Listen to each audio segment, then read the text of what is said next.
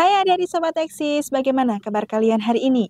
Semoga kalian semua dalam keadaan baik dan juga sehat. Berjumpa kembali dengan Kak Ella di channel Edukasi Eksis, tempatnya kita belajar dan berbagi wawasan. Pada video kali ini, Kak Ella akan mengajak kalian semua untuk belajar tentang APBN. Agar kalian lebih mengetahuinya, yuk kita simak video ini sampai selesai.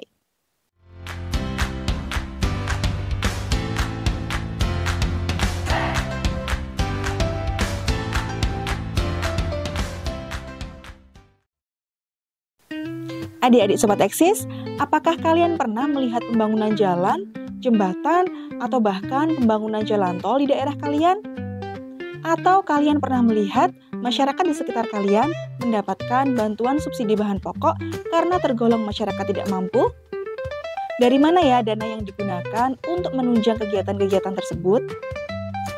Nah, adik-adik Sobat Eksis, tahukah kalian bahwa segala kegiatan yang menunjang pembangunan infrastruktur atau pemberian bantuan subsidi kepada masyarakat, sumber dana yang digunakan adalah melalui APBN. Pasti kalian sering mendengar kata APBN, bukan? Namun, apa itu APBN? APBN merupakan bagian dari keuangan negara.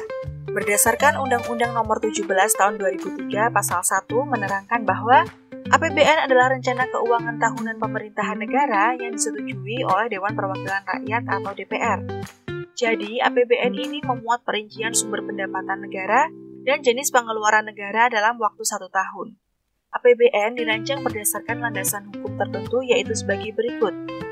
Yang pertama, Undang-Undang Dasar 1945 Pasal 23 sesudah diamandemen yang intinya berisi: yang pertama yaitu APBN ditetapkan setiap tahun dengan undang-undang. Yang kedua, rancangan APBN dibahas di DPR dengan memperhatikan pendapat Dewan Perwakilan Daerah.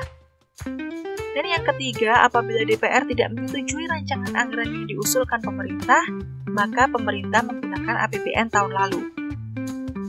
Lalu landasan hukum yang kedua yaitu Undang-Undang Nomor 1 Tahun 1994 tentang pendapatan dan belanja negara.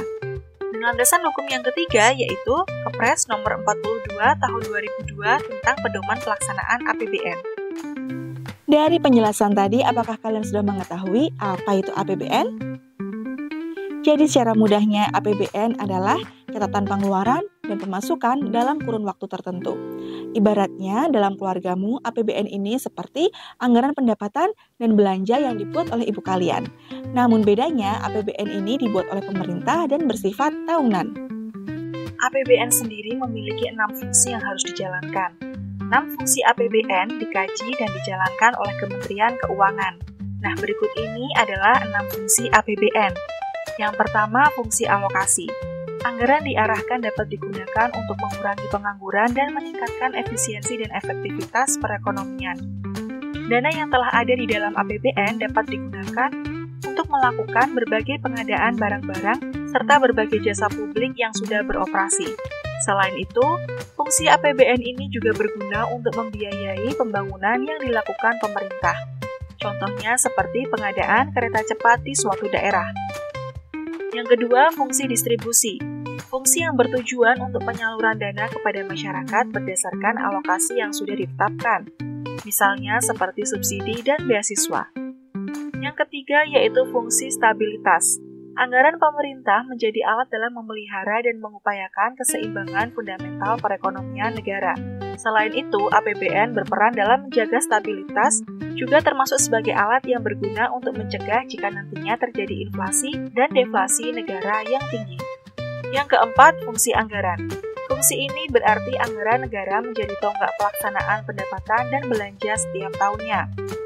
Yang kelima, fungsi perencanaan. Anggaran negara merupakan sebuah pedoman negara untuk merencanakan kegiatannya.